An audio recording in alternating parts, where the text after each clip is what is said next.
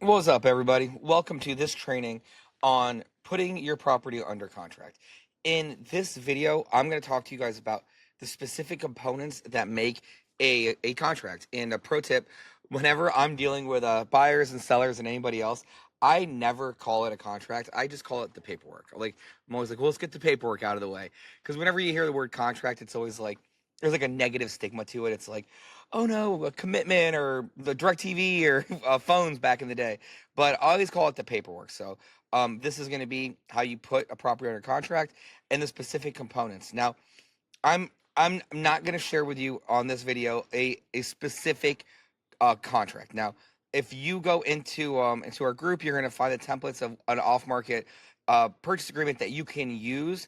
But what I want you guys to get familiar with is just everything that needs to be a part of this agreement, because if you're selling the house, or if you're buying a house or you're selling the house, and a realtor is representing you, the realtor might use a board of realtors certified contract, or another wholesaler might want to use their contract, or whatever it is. So the most important thing I want you guys to take away from this is just understanding important things that need to be a part of the contract. All right, so very, very important. The takeaway is just understanding the key components of a contract.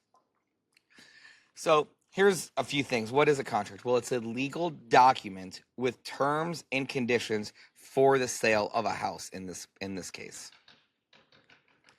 Now, what is a fully executed contract? Well, a fully executed contract is when both parties, the buyer and seller, have both signed the paperwork.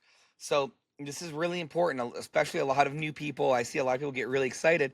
Now you guys find a property that you've negotiated with a seller, and you feel like you're going to get to the finish line. You're getting really close, and then you go to get the paperwork together, and you're like, I've signed my side of the contract. The seller has their side. Now they just have to sign theirs, and when I get it, and then we got a deal. But guys, you got to understand that until both parties have signed this paperwork, it is not legally binding. You do not have an executed purchase agreement. You do not have a deal that you can wholesale. You do not have a deal that you can shop to other people, or a deal that you can close on. It's so, so, so important for you to understand that you have to have the purchase agreement signed by both parties, both you as the buyer or the seller, and or by the other side, the buyer or the seller on the other side. So please, please, please understand that. It's so important to make sure you have a fully executed contract before you go forward doing anything. All right. Again, it's very important. Never, ever, ever market a property unless you have a fully signed agreement. You don't have a deal until you have a fully signed contract. I cannot make that clear enough. These are the key components of every piece of paperwork, every single contract. All right, if you guys have to screenshot this and check it off as you go to make sure whatever you're signing or whatever you're working on has these, do that. But please, please, please make sure you include all of this. Number one is an address. Number two is the price. Number three is the earnest money, or EM, or down payments. Number four is the type of financing. Is it cash? Is it conventional? What does that look like? The next one is what title company will be handling this transaction. The next one is what inspections look like. How long do you have to conduct inspections? What happens after the inspections are conducted? Is there a negotiation phase? What does that look like? The next one is what is included in the sale of the property. If the house has tons of furniture in it, or a car in the driveway, or whatever, will you take it as is, or do you expect the seller to get rid of it all? Like what is that? What's a part of it? Are the appliances staying? Are the TVs staying? What does that look like? Really important. And all of this stuff, guys, is all negotiable. So go back, and really understand the negotiation part of this, because all of this is negotiable. The next is the closing date. When are you going to take possession of the property? Are there inspections? Again, it's important. It's in there twice, apparently. And then the name that you're going to be taking the title, the property under. So your LLC's name, and if you don't have that set up yet, you can put TBD, and then get that to the title company. But just some name there of who's taking possession of the property. So first of all, address and parcel number. So yes, it is very important to have both in there, and I'll tell you why. Number one is the address is the address, right? That's like the front facing thing. But if you want to go behind the scenes to the auditor site and you look and you want to see what the parcel number is, because not all the time, and it's happened, does the parcel number and the address match up. You need to make sure those two things match up because the parcel is what is going to transfer, not just the address. And another thing on the flip side, which is a bonus, is sometimes one address might have two parcels. So you could be getting extra land and you want to make sure you're getting everything involved. Everything that's a part of that address needs to be part of that transaction. So always include the address and always include the parcel number. Super, super important. Next, it's the price. What do you guys agree on? $50,000, $100,000, whatever it is. Always write down the price on your purchase agreement. Seems like a no-brainer, but just don't forget it. Next is the earnest money or down payment. Now, there's a couple differences. Earnest money is the amount of money that you put down to show that you're serious about purchasing a property, also known as a good faith deposit. Now, a lot of times earnest money is refundable. So if for some reason the inspection period doesn't pan out, if you have one, and or for some reason if the financing blows up or whatever, you get that earnest money back as long as it's all done within the due diligence period, aka your inspection period. Now, on the flip side of that is your down payment. Now, when I was wholesaling, I've done over 1,000 deals. We sold our properties 100% as is, which meant you're putting $2,000 down on this property, and that it's non-refundable. Like if your financing blows up, if something happens, we keep that $2,000. And nowadays, people are charging more than $2,000 for down payments. So, just really, really important to know the difference of what you're signing up for. In either instance, I would 100% give it to a title company, preferably one that you've worked with before and one that you have a relationship with. So, and if you don't have a title company, you don't have a relationship with one, get one. Build your team. Super important. Find a title company and build your team. Let them know what you're doing, and make them the intermediary. You want to have a title company hold the earnest money or down payment for you when it comes to buying or selling any of these properties. Financing. How is the property going to be paid for? Is it going to be cash? And here's the deal with cash, guys. Cash can come in a lot of different ways.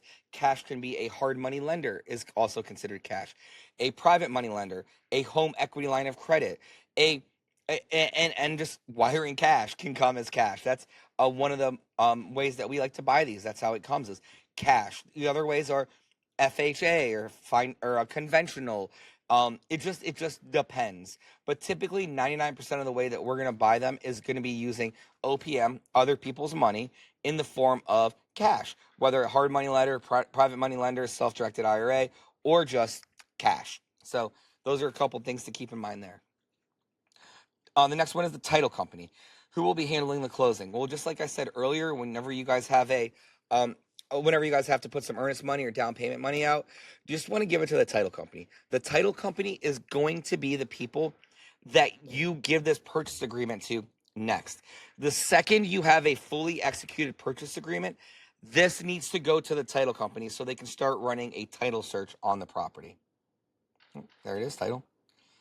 Inspection period. A inspection period is a period of time for the buyer to do due diligence. Pro tip, always use business days. Now, for me, I'm going to try to push them out as long as I possibly can. Hey, I'm going to do 30-day inspection periods, 45-day inspection periods, and always say business days so it gives you extra time. Now, guys, if you tell them 45 days for inspection periods and they're like, "Well, what do you mean? Why do you need 45 days?" And something simple as like this word track like, "Hey, I just like to have up until closing, or I just like to have X amount of time just in case the property got vandalized or broken into or something happened to the property, because I do expect you to deliver the property to me the exact way I see it today at closing in 45 days. And this inspection period just gives me the reassurance to know that you're not going to go out there and take all the copper, or you're not going to go take the furnace, or fill in the blank's going to happen. Does that sound fair? Now, guys, you see what I'm saying? How it's like we posture ourselves and we speak with conviction and we speak with honesty because it is the truth. But it also If we're wholesaling it, it gives us time to find the buyer. And it goes back to, like I say 1,000 times, don't just contract stuff just to contract it. Make sure we are buying things at prices that make sense for us to sell on the back end. So inspections, I always like to use business days. I think it's super important. Um, how will the house be delivered? Again, what's included? This goes back to the inspection period. Hey, they're gonna have it trashed out. Hey, the tenants are gonna be moved out. This is gonna happen here. There's gonna be no appliances. There's gonna be appliances. Like, what's included in the sale? Just everything. And you cannot get too granular, guys. Make sure you outline every single thing. I need you to be detailed, because the last thing you want to have happen is there be assumptions, and then you get to closing, and then something's not what you expect. You guys thought that the tenant was going to be moved out before closing, but the owner thought that you were okay closing then moving them out. But listen, there is no confusion if it's documented on the purchase agreement. And I can tell you right now, if you're buying a property with a tenant in it and you're inheriting somebody, you can plan on evicting them, because 9 times out of 10 they're not going to be moved out. So always keep that in mind, and always check with your local laws, guys, your local state laws and your city laws about what the process is to evict a tenant. It is different. I cannot tell you what I do in Cincinnati, and that will not apply to Buffalo. That will not apply to St. Louis. It is very important for you guys to understand your laws in those areas that you're buying these houses from, especially when inheriting tenants. Next is the closing date. Hey, what is the date the property will transfer ownership? This is the day where money exchanges. We go to the title company, I wire my side, the seller collects their side, or I wholesale, whatever the transaction looks like. Watch the videos for that. But this is the date that I'm going to close on the property. Super, super important. Have a closing date out there. My advice to you guys is this. I like to put closing dates out far. I'll put them 6 months in advance, 6 months out, maybe even longer if I feel like I need to. But I like to put them out 6 months. Well, why 6 months? Well, because I don't want to have to keep going back to a homeowner to get extensions on a contract. So whenever the contract, say we put this contract out for a week, we'll say a week from now, the title is still not clear, and the title company is still doing their work. Well, after the closing date that is on this contract, it's also the expiration date. So that means after 7 days, I don't have an agreement to buy this house anymore. So I need to go back to the homeowner and say, hey, will you sign this piece of paper, this extension, extending our contract that we signed 7 days ago, so that we can extend it another week to give the title company more time to do the title work. So instead of having to do that, this is what I do. I tell, hey, homeowner, so what I'm going to do is I'm going to put this close date out about 6 months. So it's January 1st. I'm going to set the close date out for June 6th. Now, of course, I want to close. We all want to close before June 6th, right? And again, make sure you talk to your sellers and you understand that they do want to close, like when they want to close and what that looks like, what their motivation is. But in this scenario, hey, I know I'm going to put it out for June 6th, for June, and I know that seems like a long time, but here's the thing: is I just don't want to have to keep coming back to you if there's some kind of defect on the title or if there's some kind of encumbrance on the title. So I'm just going to put this agreement out for to June for 6 months. But here's what I want to do. Here's what I'm willing to do, just so you know I'm very serious about buying this house. Now remember, write this down, guys. This is very, very important. This needs to be in your purchase agreements, even if you write it down on an addendum or somewhere else. Listen, so just so I'm serious about purchasing the property. What I'm gonna do is I'm gonna write something in here that says that I will close within within 7 days or 10 days. I will close within 10 days of a clean and clear marketable title. Period. Okay? Listen. Buyer and seller agrees that buyer will close within 10 days of a clean and clear marketable title. So, that means that my closing date that's out 6 months is out 6 months, just in case there's title issues, just in case we got to track down brothers, families, next of kin, whoever, right? Just in case we got to track down whoever. But listen, I'm desperate. I want to buy this house so bad. But this is just there so I don't have to bug you for extensions. But you can see by this phrase right here, It means that the second we get a clear title and the clear to close from the title company, I'll close in 10 days. Does that sound fair? Does that make sense? Cool. Awesome. Boom. That right there, guys, is a game changer. It's really important. It lets you know that the property that you're going to take possession of is free and clear. It's marketable, and then the person selling it can actually sell it. So, name again. Let's kind of hit that a second ago. Name, guys, it's really important. Make sure whoever's name is on the deed signs the contract, signs the paperwork. Okay, make sure everybody does. And listen, if you're doing an estate deal where there's siblings or there's this and that, get everybody to sign. Get every sibling to sign the paperwork. And if they're married, get their husband and wife, get both parties to sign the paperwork. Some states require that, some states don't. It's just good habit. Just get everybody to sign it, so that way everybody's on the same page. I think it's really, really important to do that, so that way you don't have to go back and dot the i's and cross the t's, especially when you guys have already been in that moment and everybody's excited and or emotional or whatever about getting rid of the house. So make sure that whoever is signing it, the paperwork, and his name's on it, can actually sell the house, and get all siblings on there, and also get husband and wife on there too. So at that point, once both parties have signed everything, you have now a fully executed contract. The next thing you're going to do with that contract, that paperwork, is you're going to send that to the title company. I love to send an intro email. Hey, Linda attaches the paperwork for 123 Maple. I've copied Ruth, the seller, on here. Her number is XYZ. We want to close this. ASAP. Please let me know whenever the title work comes back, or let Ruth know if you need anything. Boom, super simple. And then I'll call the title company on my own on the side sometimes and just be like, hey, Linda, I'm wholesaling this. Like, can you slow roll it a little bit sometimes, or can you help me out with this, or whatever? Like, I mean, that's just the truth sometimes. But a lot of times I'll have people matched up here and there with it. Next, if you're gonna wholesale it, now you have the right to start marketing it. So it's again on the paperwork, or now you have a fully executed contract. You're gonna start marketing now that you have that. Next is filling out your pre-acquisition checklist, line up your contractors if you're keeping it, and do not start on the home until you are 100% closed. I don't care what anybody says. Do not swing a hammer. Don't do anything in that house until you're 100% closed, please. And that right there are my tips for filling out this purchase agreement. Now, this is, again, like I said, is like a general one.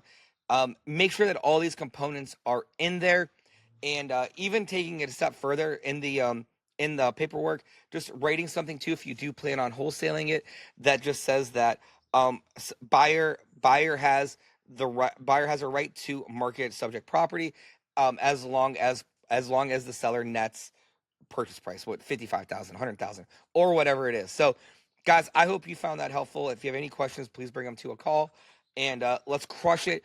You're gonna get good at this. You're gonna get better at this. I promise. You just gotta put the work in, and it's not always easy, but I can promise you it's 1,000% worth it. You got it.